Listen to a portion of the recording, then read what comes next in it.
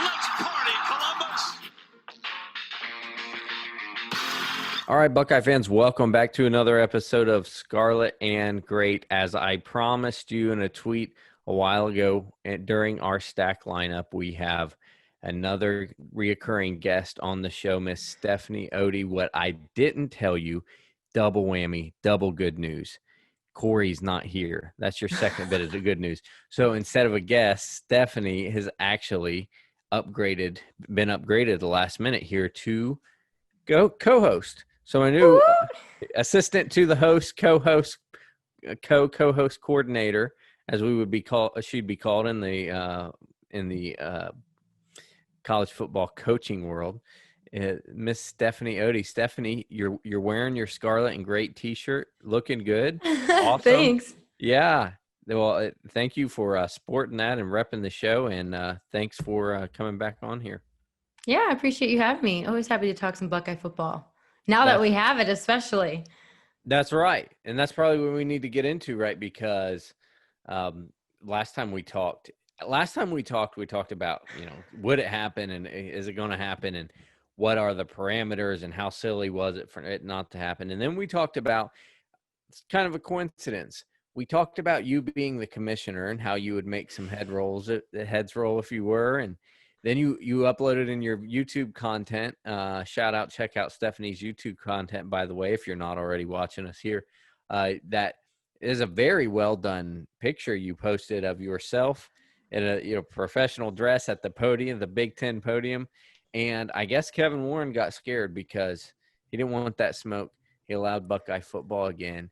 And here we are. You did it. You did it, Commissioner. Oh, man, I have to give credit to so many people who were involved. I don't think I had any part in bringing it back, but it was the parents, the student athletes, the coaches, and it was a development in the medical findings, but we had it back, and it's good to have football back, and being the commissioner for a day was interesting. Yeah. Well, hey, you're there in the Central Ohio area, and what's the kind of vibes been like since, it's been a couple weeks now since they announced there will be a schedule and then actually released a schedule. Is there just a more general sense of optimism in the air now? It's been a whirlwind of emotions, and Ryan Day even had the players take a day off because it's just been so emotional. I mean, to have games be played and at a point they not know that they will have games, and then players opt out and then return. It's just been a whirlwind. So I think relief was a big part of it, but they're amped up. I mean, they're ready to go. And there's been so much leadership. We saw that in Justin Fields with his petition, Coach Day rallying behind his team. Ohio State was definitely a great place to be during all of that. They had so much support from their families, from the staff, from each other. Even if they were in different places, they really came together, and it was quite the unifier. So I think it made the camaraderie of the team a lot better, even though it was great at the time.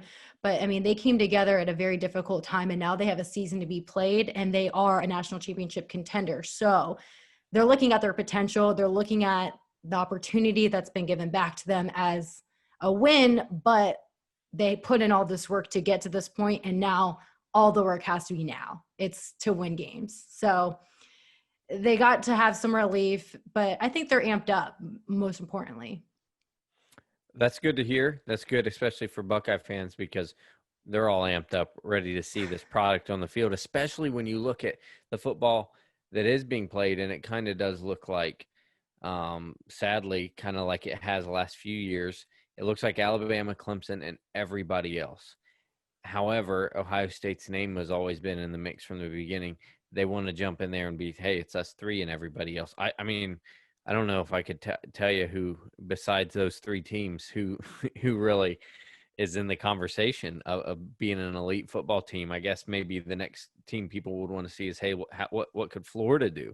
We saw LSU crash and burn yesterday, and we saw Texas not look very good. Georgia. Oklahoma, which the Georgia stuff was probably expected, but maybe not that bad. So, yeah, maybe like Florida, all hopes rest in Florida. So it is going to be interesting to see, hey, can the Buckeyes just catch this lightning in a bottle, harness that emotion and that camaraderie, like you said, and turn it into an actual product on the field? Because I don't know about you, I think there's plenty of ground to be taken.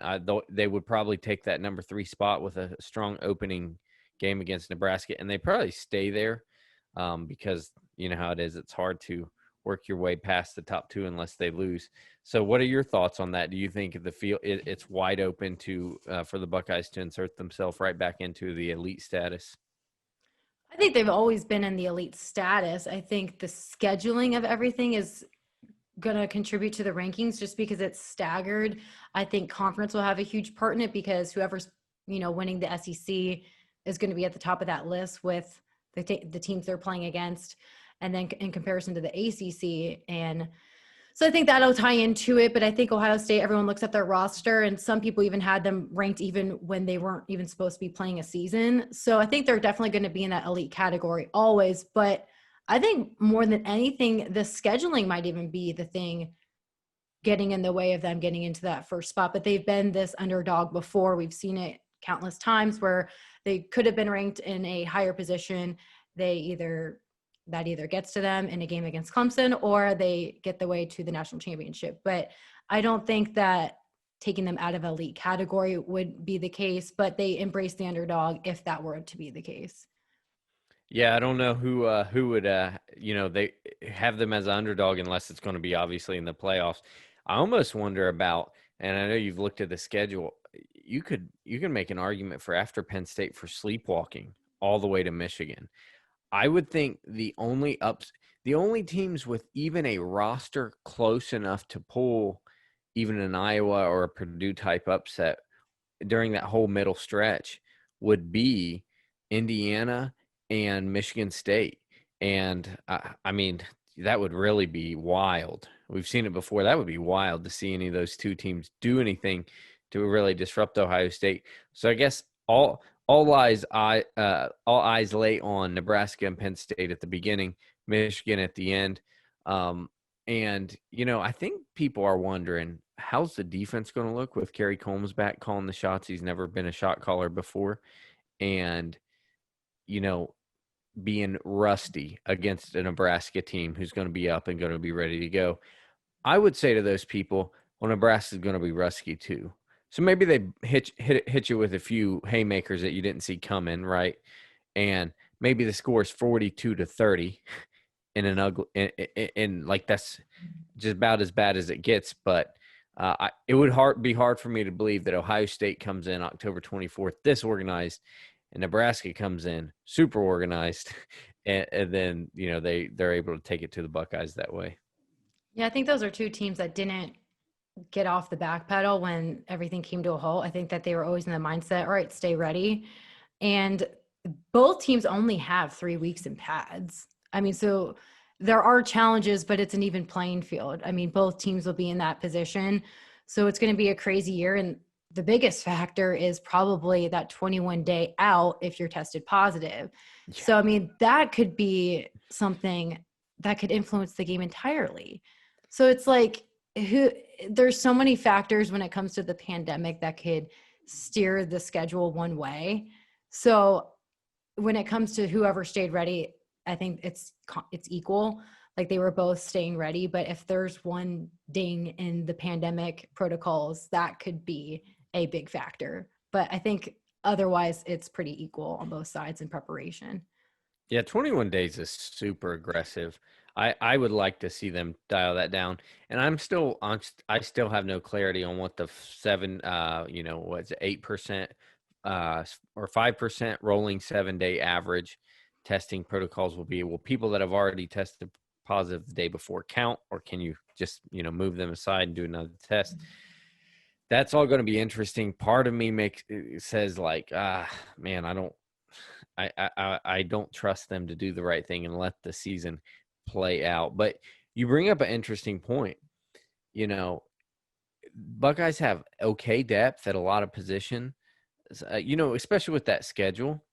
But all of a sudden, middle of the schedule playing an Indiana team and Gunnar Hoke or Jack Miller or CJ Stroud as your quarterback because Justin Fields at NSA, say it's like Justin Fields, Garrett Wilson, and Josh Myers. Your center, your quarterback, and a receiver. Say it's a Sean Wade. Let's not even go.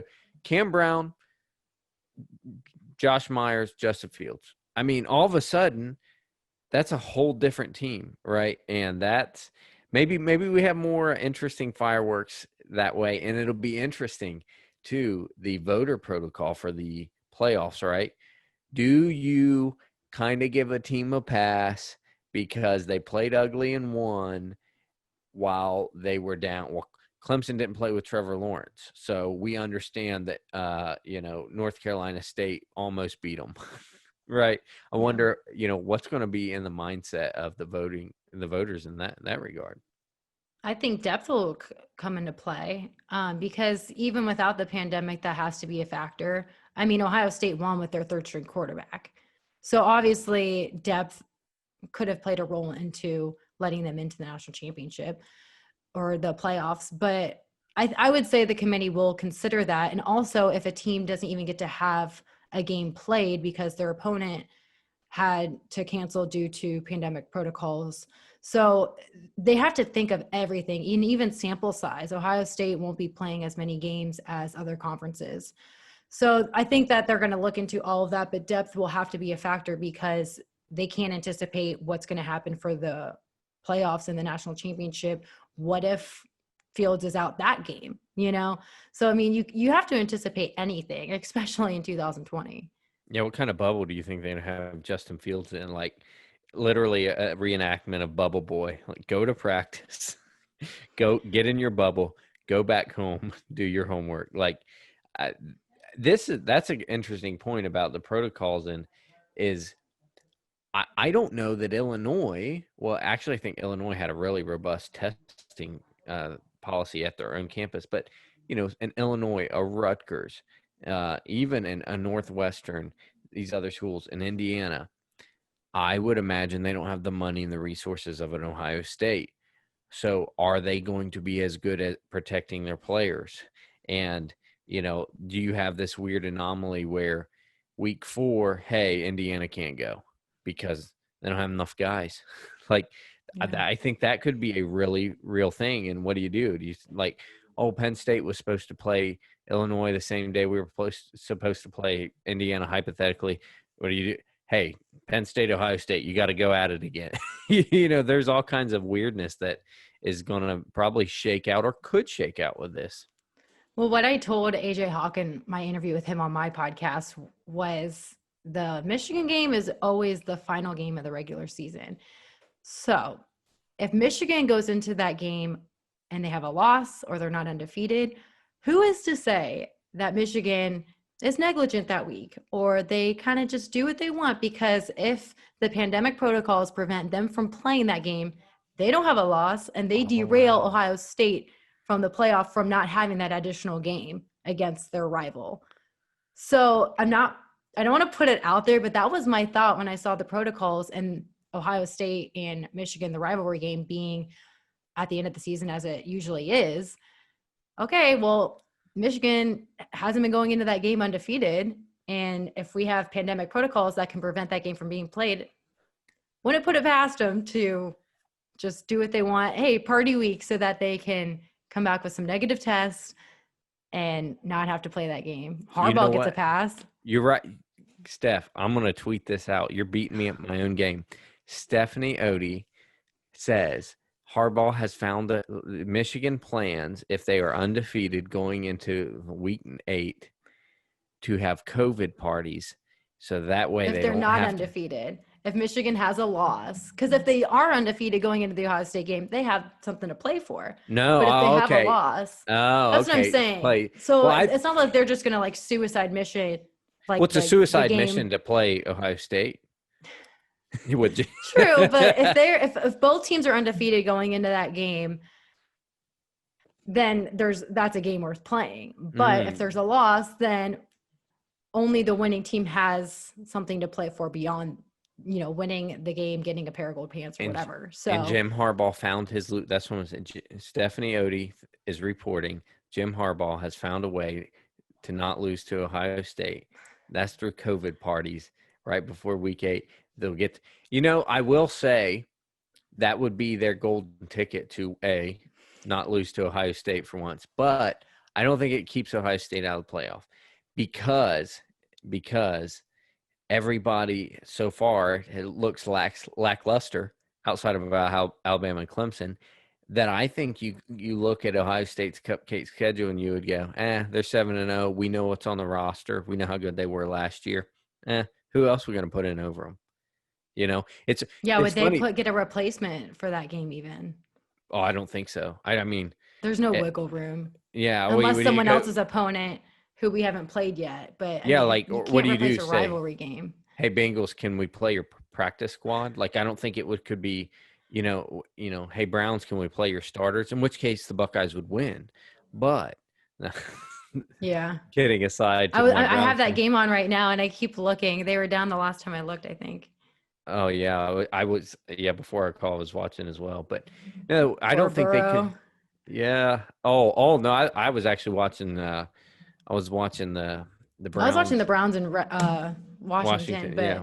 I clicked the Bengals game just to see their score for this. Yeah, it's actually going to be fun to watch. It's good. It's going to be fun to see how that shakes out. And we might probably have to watch more NFL this year if we do have those cancellations like you talked about. But moving on from the weirdness that we might see, and you really took the cake with that. Also, good. I'm surprised no one else thought of it, but I mean that was my initial reaction when I thought, all right, Michigan at the schedule. Oh, but the pandemic. Yeah, and let's just hope Michigan's undefeated going into that game. And again, that's just their way. Again, we found a way not to lose to Ohio State. We found a way not, and it would be so Michigan, right? You guys are lucky. You guys 2020 are so would be lucky. their year. Yeah, it's like, we're lucky you didn't get to play us when you guys literally were sharing drinks with COVID. But moving on from that. We did the pandemic didn't play us. We played the pandemic. That's oh my gosh, right. Say that 5 times. Play the pandemic. We're gonna print that on T-shirts. If the pandemic didn't play us, we played the pandemic. Boom. And I got my pop filter to even do it. Yeah, it's a good thing you said it and not me. So any players in particular? Let's start with the defensive side of the ball. Who are you excited to see in the 2009 or 2020 Ohio State Buckeyes? Who are you excited on the defensive side of the ball to see exactly how they'll look on the field? I would start out with the secondary because we lost 2 first-rounders there. Josh Proctor's had a lot of anticipation playing behind Jordan Fuller, so we would be able to see him play. Seven Banks is another one at corner that we could see. I mean, he will be opposite of Sean Wade, which would be interesting as well. And he had an interception last season, 3 pass breakups. So he's got the talent there, and now he'll have more opportunity for it. So I would say first off in the secondary, and then probably Zach Harrison, another 5-star recruit. Javon Vincent, he is the guy at the interior that I would say to look out for. That's the one everyone's pretty much talking about as the breakout guy. But I would say more at defensive end because of Chase Young being out. Baron Browning would be one, but he has challenges because he had Chase in there to distract. And I don't think that Zach Harrison had that on the opposite side. So between those 2 guys, it'll be interesting to see how their seasons play out without Chase in there. If we want to get into offense, that's where we can see a lot of breakouts with that loaded receiver room. But it could also be difficult because with that much talent, the ball will be spread around. Yeah. And that's how it usually is. But we usually have that one guy that is most reliable. I think you're going to have that alpha. And I think that Chris Olave will play like a 1st or 2nd round draft pick without 1st or 2nd round draft numbers. However, the scouts and everybody else will say, no, he's still a 1st or 2nd round pick. It's just we understand, the ball got spread around like you said, or who knows?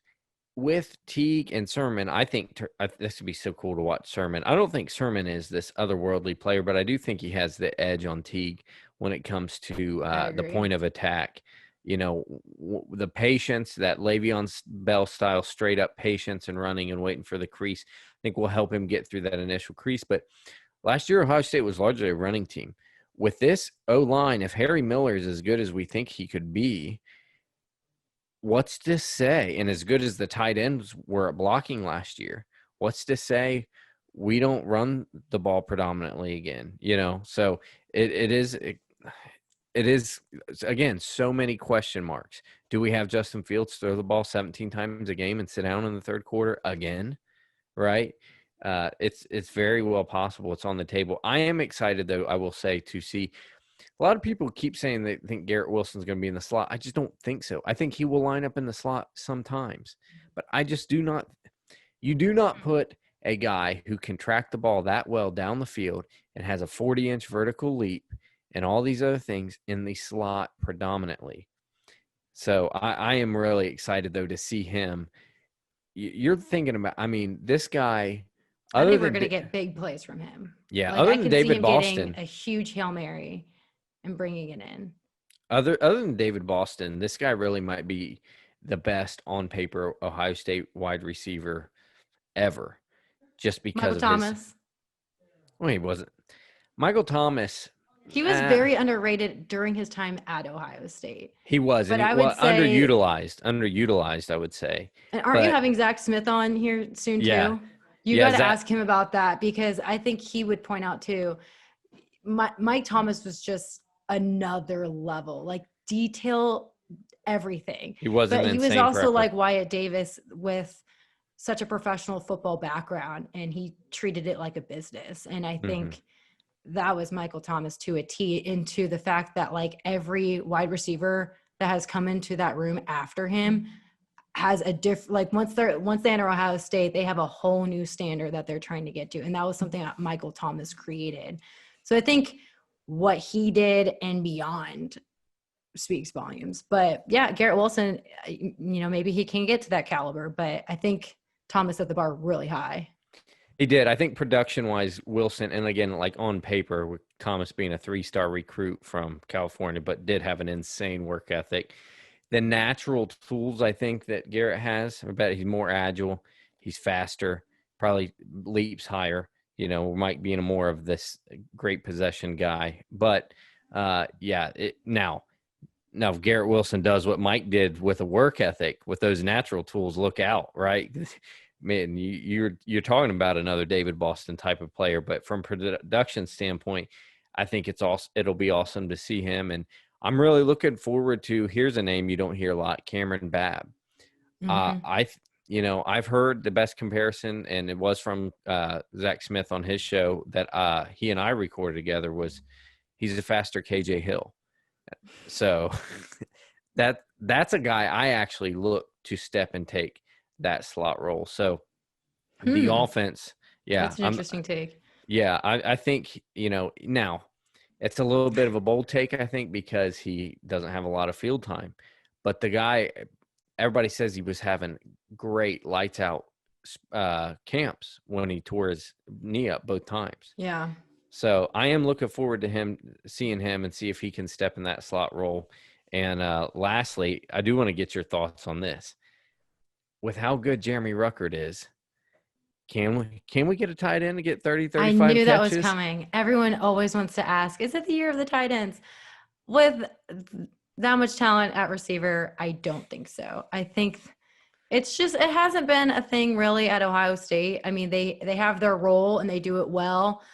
They'll get touches here and there. I don't think that they're going to be a go-to when it comes to getting the ball. But they make their plays where they can. Everyone's always anticipating a tight end year, and we just don't see that, getting that ball to them as much. But I do think that Ruckert will get the ball for sure. I mean, he's definitely proven his capability, but to put it in comparison to the receivers, I just don't think it's going to be the year of the tight end. Yeah. I think you're probably right. If it was spring ball, maybe. If we were playing the January to May, then yeah, I would say, yeah, let's go with the tight end. But we'd probably put Ruckert out wide. Too much. It's spring ball. He'd be the number one wide out. Yeah. Yeah, that's interesting. There's so much, and what's crazy this time is we have that another month. I mean, look, it's the 27th today as we record. It's another month of us That's speculating. crazy. September 27th. It's almost October. We still have a month. I'm sorry. That's just crazy to me. Yeah, I watched college football yesterday, and we have a month for Ohio State. yeah. I can only hope that a lot of these teams continue to look poor, and that just saves us, more chomping at the bit. It's going to be. This is the strangest season, certainly, of my lifetime. And before we talk about the last few things, I do want to take a brief break and do a little plug for some of the partnerships and products we have here, Scarlet and Great. And then, Steph, after I do that, since I have you here, I want you to talk a little bit about what you're working on and some of the new content you're creating. But first of all, I did want to tell you guys about our partnership with FNX Fitness. As you know, Corey and I both spend a pretty good amount of time dedicated to fitness. Probably not like Steph. I saw on our feeds where she ran 13 miles and was catching a hard time. I am a freak, and I acknowledge it. I run a lot. Catching a hard time from her crew for that. But for our athletic journey, our fitness journey, supplementation can be key. FNX Fitness has partnered with us, and I love their products. Some of my favorites are the pre-workout, because after I sit in front of a computer and work all day, 5 o'clock rolls around, it's time for me to go to the gym. Or those of you that have a physical job like Corey, at the end of the day, it's time to work out. That blue raspberry pre-workout gets me ready to go, and it tastes great. I also love their BCAAs for recovery. If you are like me and at a calorie deficit and working really hard, your muscles need those BCAAs to recover. So that's some of the many products. Go to fnxfit.com and you will see many of their products, and use code S&G. That's the letter S, the letter N, the letter G, 15 for 15% off. SNG, SNG 15 is the code at fnxfit.com. And lastly, check out the link in my Twitter bio for some Scarlet and Great swag. It's hoodie season coming up. We've got some hoodies on there. We have some Scarlet and Great t-shirts, as Steph is sporting one right now, as you can see if you're on the YouTube video. And also, we have a rosy cheeked assassin line to promote the killer that Ryan Day is. So check out that stuff. Help support the podcast, guys. And Steph, what have you been working on? I have my own podcast now. It's been super fun. I launched it just 2 weeks ago. It's called Sidelines with Stephanie Odie. It's on the Believe Podcast Network. And I've been able to branch out of just Ohio State. I was telling you earlier, everyone knows me for covering the Buckeyes, but I want people to know that I have experience in other areas of sports. I sidelined in the NBA, and I've covered just about every sport. So that's what I get to do on this podcast. I get a lot of advice requests on breaking into the industry. So I have broadcasters on and share their experience getting into the business and what goes on in a live broadcast. I have agents on to talk about the business side. I even have a doctor coming on to talk about some of the injuries we're seeing and the pandemic. So lots of different areas of the sports industry that I'm covering. And yeah, you saw the post of the Pat McAfee show pulling the prank on me in my interview with AJ Hawk. So that was definitely a great way to get the ground running. Yeah, they pulled a prank on you, right? They basically inside joked you a little bit and had you ask AJ something like it. Can you explain that? Because I didn't understand I understood they were playing a joke, but I didn't understand the joke entirely. I know. So I talked to some of the guys who work on the Pat McAfee show to get some behind the scenes material on AJ, because on my show, I like to give people insight on something they wouldn't know otherwise. So that's why I talk to broadcasters, agents, coaches, doctors, all types of people in the industry to give them inside material of what really goes on in the sports world. So I wanted to get some shenanigans on AJ, and I'm sure that show would have great material just because they're such funny guys.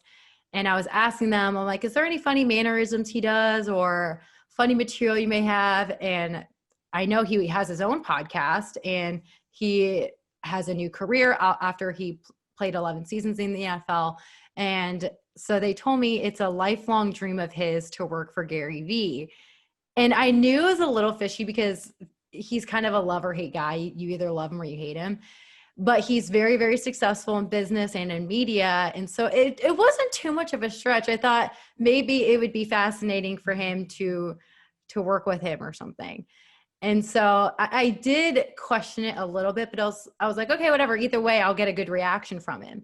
And when I asked him, I immediately realized when he laughed that it was obviously an inside joke or something. They wanted me to ask him, and AJ immediately knew one of the few guys that I talked to. And so when I told him it was Nick, he was like, yeah. Because I guess they traveled to Florida for the WWE NXT event, and they talked to the guy there who had a great impression of him or something. There was some kind of funny conversation about Gary Vee that prompted them to tell me, yeah, you should ask him about his, desire to work with him. So I said, okay, that's some good intel.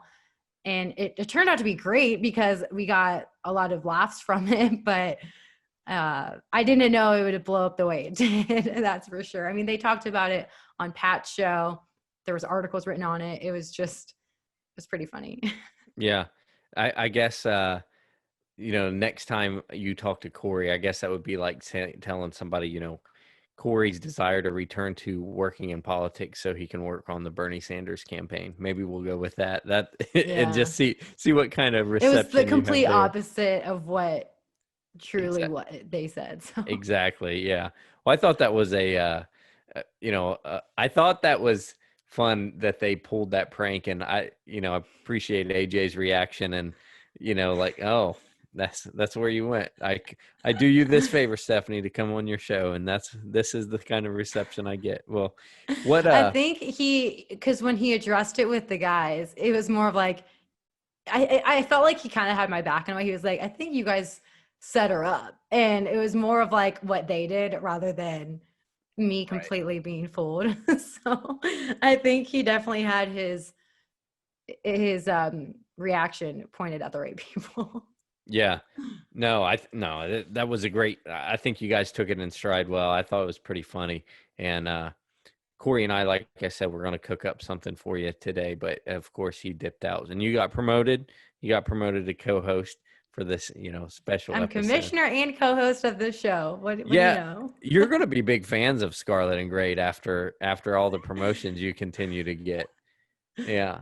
So, the show's been good. It's, we've talked a lot about what we think might happen in Buckeye land and the perception of it. I don't know what you guys are going to do there in Central Ohio and Ohio in general for another month, like we talked about, another month until it kicks off. Stephanie, any exciting college football, teams or anything like that you think we can watch? Who do you think we should keep our eyes on to pass the time until October 24th?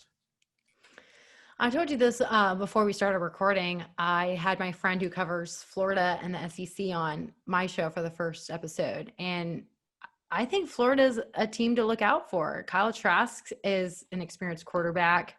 They don't have to really worry about Georgia, as we've seen with their quarterback issues there. And they are loaded with talent. They have 16 returning starters. They have continuity on their coaching staff. They could be a contender. The SEC is a little bit different this season. So I think Florida's the team I would be looking out for besides the other obvious ones. And then Oklahoma was definitely an oddball yesterday, but I'll follow them as well. So I would say Florida is the team that I'm keeping my eye on this season. Yeah, I think what's is kind of cool is that all these, I guess, college football giants, and Spencer Rattler is going to be fun to watch because it looks like he's going to either make plays or throw interceptions. He's going to make plays. Yeah, well, like we know his talent, right? And you could see when the play goes right, you can really see his talent. Yeah. So he's going to make plays. We don't know who for, but He's going to make plays.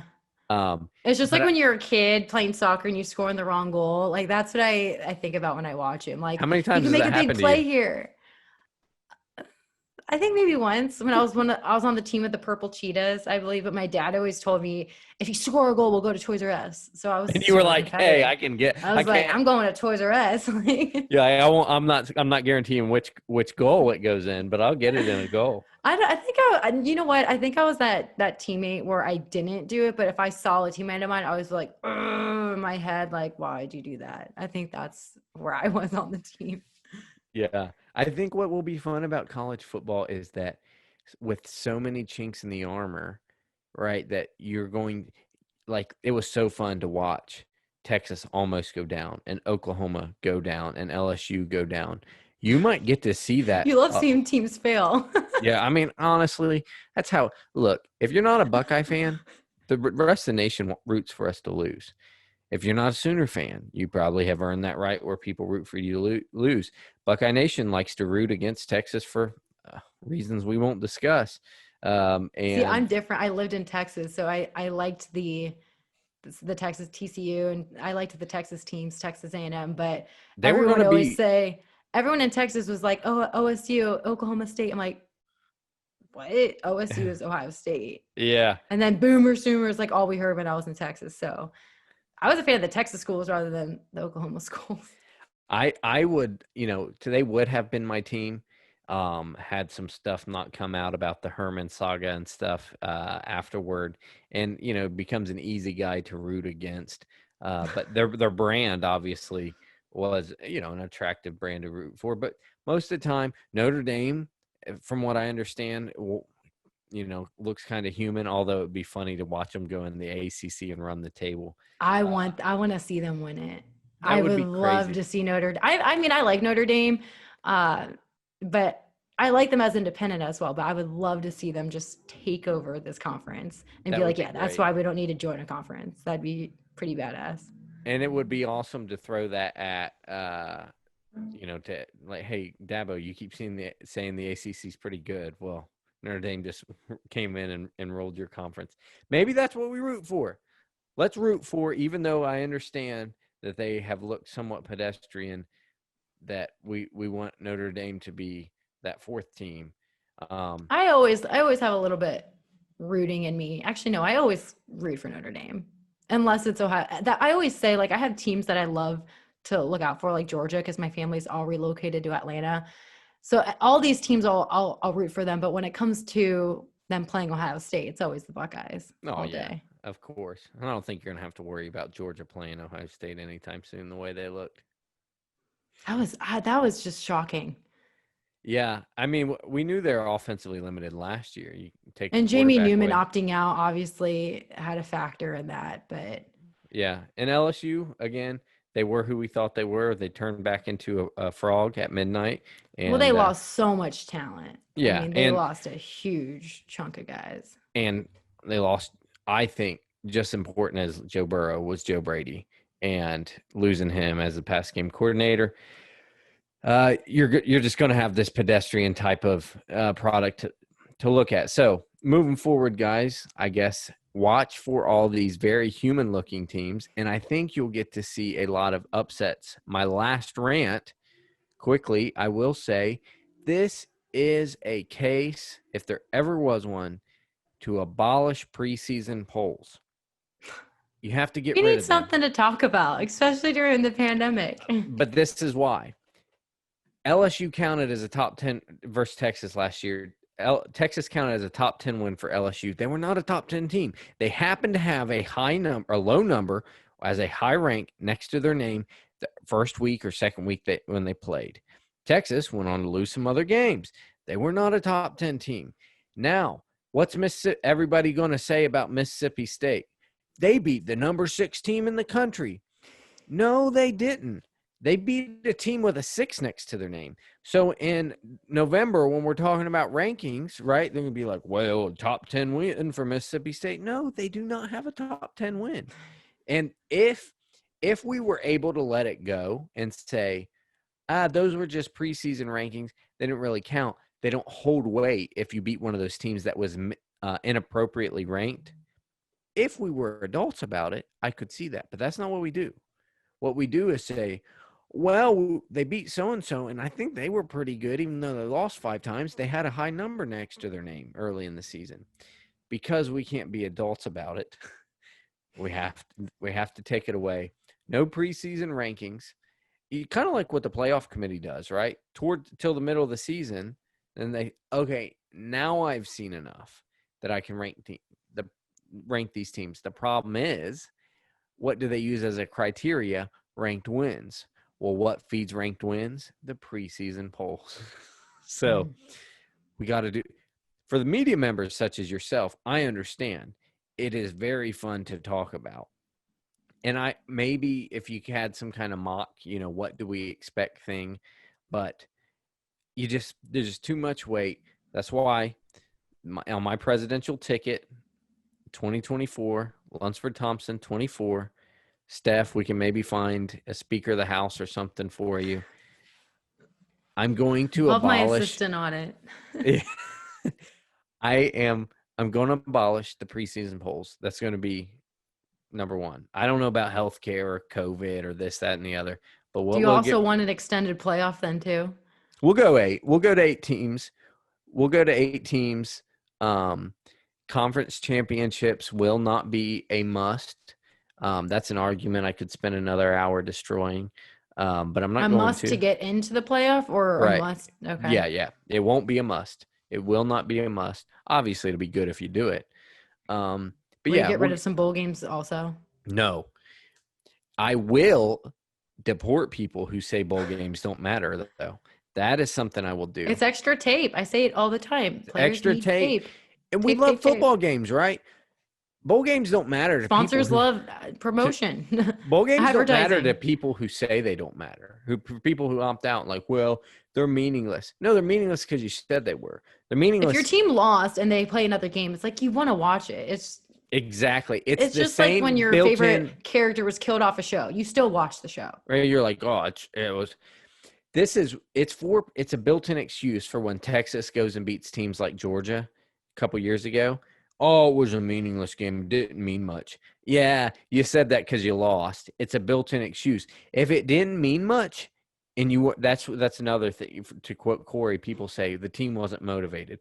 Well, you know what I say? Well, and Corey says, an unmotivated team's not a good team. Look, could you? But imagine sometimes you don't have the full roster for those games. Yeah, and I think that goes back to culture. And that goes, who do these guys want to play for? I understand a first round draft pick opting out, but I don't. It's a game. It's a game. You know what I mean? At what point? I feel like people back off so much and they just sit out so much to protect their draft stock.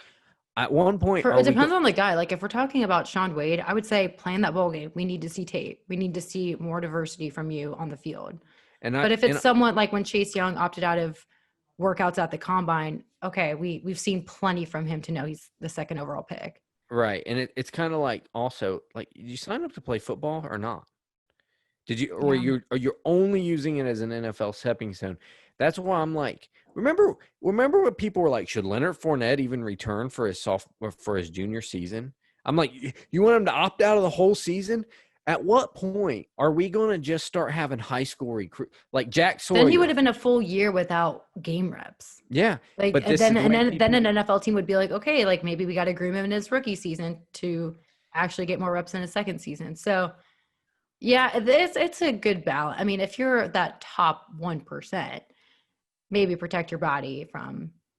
And if you have a lingering injury, yeah, if you have a lingering injury, I could tell.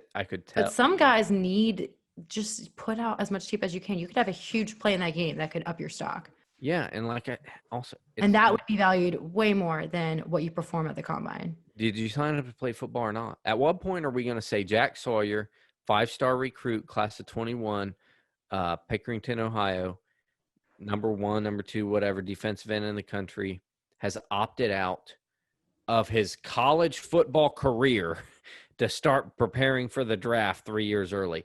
Like you've always been preparing for the draft. I don't get why they're like, okay, I'm leaving now to go get ready for the draft. It's like you're always getting ready for the draft. You're a football player. You're always moving closer to the draft. Yeah, You're that always game, improving. the games are getting you ready for the draft. Right. That's like That the is, best preparation you can get for the NFL is getting those live reps.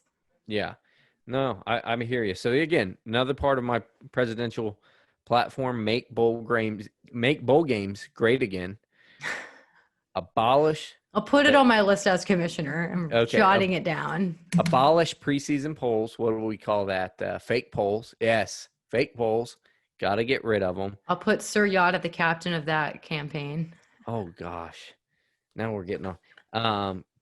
Kevin Warren will. What are we going to do with Kevin Warren? He is. Ooh, Certainly fine. No, you know what? He gets to go run the MAC. He gets to go run the MAC. I don't know about that. I mean, the MAC wants to improve. They won't take someone who just showed. That's true. You know what? He'll get to. You know what? Let the SEC deal with him. That's his punishment. I He think gets to go run the SEC. did it right. We have the SEC to thank for college football. Oh yeah, like we said, but they'll take care of Kevin Warren themselves. So he's got to go run. I would love to hear the conversations behind the scenes, conference to conference. Oh man, can you imagine if he was commissioner of the SEC and he came out and was like, "Yeah, we're not going to play football." Oh. Well, his son plays in that conference, right? So maybe it would have been a different story. There would have been pitchforks and pickup trucks. That's all I got outside of his office. That would have been crazy. Yeah, absolutely. Well, Steph, I think it's about time we wrap this up. Thank you again for joining us. We appreciate you guys tuning in. However you are tuning in, come back and see us next week. We should have Coach Zach Smith and the return of Florida Corey Thompson. And Steph, you'll have to come on again sometime. Of course, I'm always here. All right. As always, guys, we wish you goodbye, God bless, and go Bucks.